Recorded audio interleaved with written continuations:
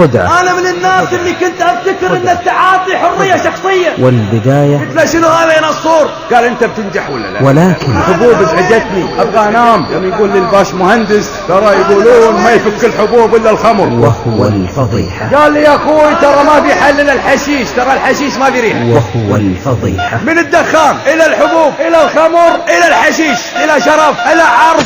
يا أيها الذين آمنوا لا تتبعوا خطوات الشيطان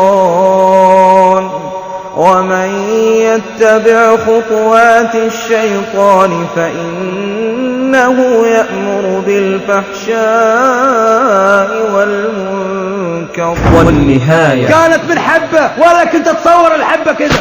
انتبهوا من الدخول. هذه قصتي. ولا ظنيت اني راح انسجن 8 مرات، ولا خش مستشفى العمل 19 مرة، ولا اتشرد في الشوارع، ولا ان يطلقوني زوجتي، ولا ابوي يطردني من البيت. هذه قصتي. والله اني انا ما انسى المنديل هذا، لان هذا المنديل هو اللي غير حياتي. هذه قصتي. والله خلى ولده عندنا وراح جاب 10 ريال. والله يا اخوان خلى ولده عندنا. هذه والله خلى ولده عندنا. قصتي. قال لي شلونك يا عمي؟ قلت له انا بابا. قال لي بابا انت وين؟ هذه قصتي.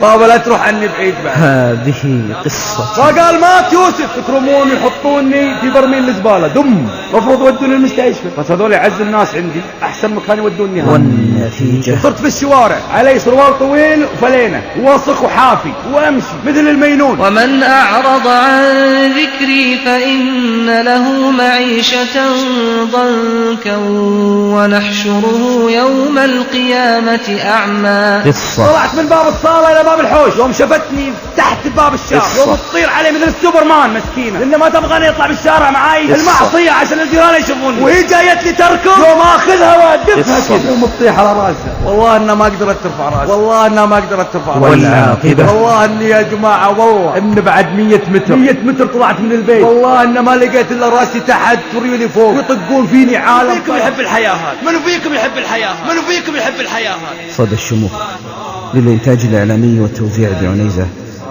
تقدم هذه قصتي، يرويها لكم من عايشها وكابد أحداثها يوسف الصالح.